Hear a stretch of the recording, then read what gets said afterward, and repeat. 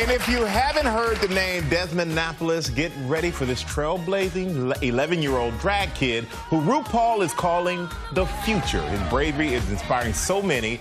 We're going to talk to him in just a moment, but first, let's take a look at his amazing story. I'm Desmond. I'm 11 years old, and I like pizza, trains, and drinking root beers that's caffeine-free. I also do drag, and I love to put on makeup, dresses, and wigs, and of course, jewelry if necessary. My full drag name is Desmond is Amazing. I feel very happy to have a mom that accepts me. It really touches me deeply that there are other children out there that he's reaching and they're listening to him and he's influencing them to be themselves. I'm very proud of him. I'm proud that he's found his path so early. My greatest joy in this is just seeing Desmond happy. I love doing drag because it makes me feel amazing and self-expressive. It just feels amazing to know that people love what I do. My one big message would be 3 words: be yourself always. Please welcome Desmond, a.k.a. Desmond is Amazing.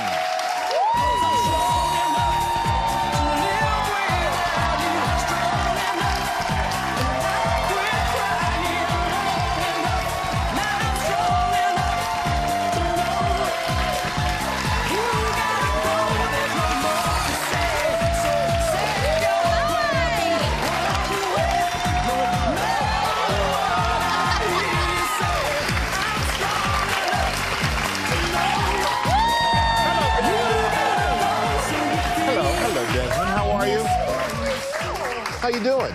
Thanks for being here. I love that you love root beer, caffeine-free. I can get on board with that. My mom doesn't like me drinking caffeine.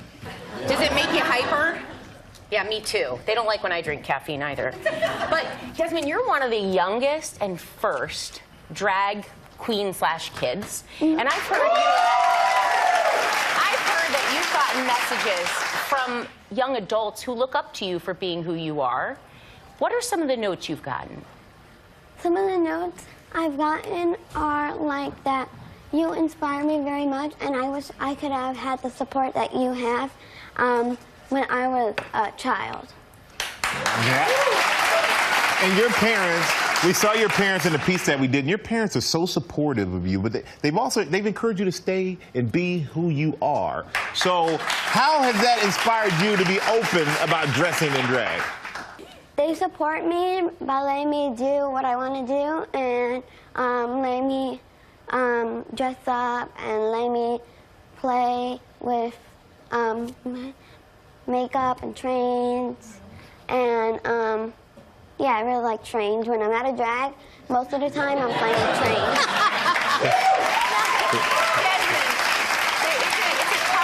It's a tough world out there, and not everyone's accepting of things, and some people have criticized you. What do you say to them?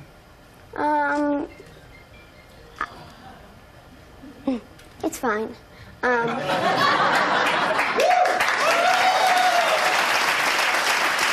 we're all excited to have Desmond here, so thank you, Desmond.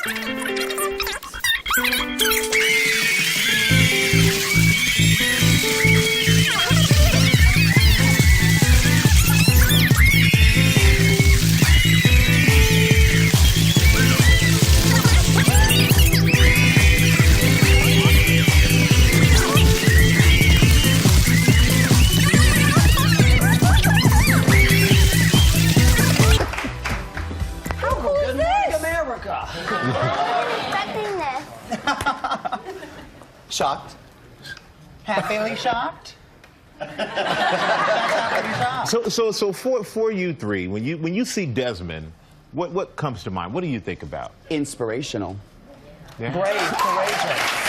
I wish, because I started doing drag at 15 years old, and obviously not 11, but I wish even at that age that I could have had the courage that you have to do what you do and literally take the art and put it in mainstream America. Wow. It's beautiful. It's amazing. Yeah. You're the future of drag, so you have a lot to live up to. And I think it's also awesome that you are blessed with parents that love and support you unconditionally. Well, I understand that you presented. There are some special gifts you have for Desmond. You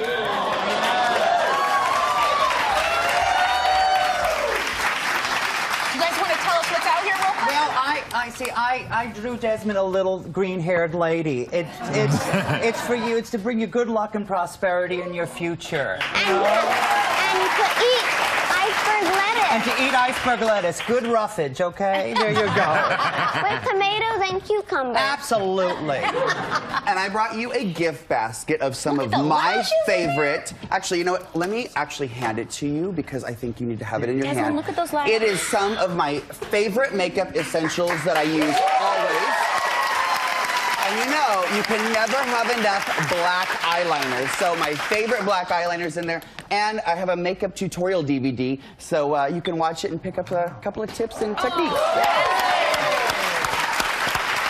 I see a little unicorn bag. I can get on board with Well, that. Desmond, you know, I'm a teacher over there at Beyond Belief Dance Company, and we would love for you to come take some dance classes. So, I wanted to bring you a quintessential BBDC unicorn. It's got my favorite rhinestone. You cannot be a queen without some diamond nails. And some socks. It's got some pins. It's got a little notepad. I want you to journal everything that you do because you truly are very brave and courageous. And let me give you this.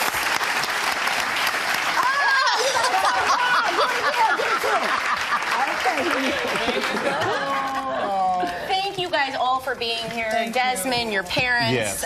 Thank you for reminding us all to be who we are on the inside.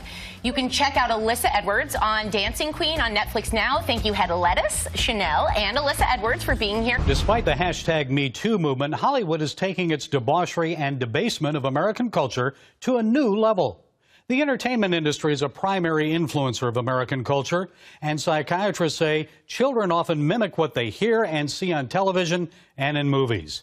Now, I was astonished recently when I saw this online video of Desmond, a 10-year-old drag queen.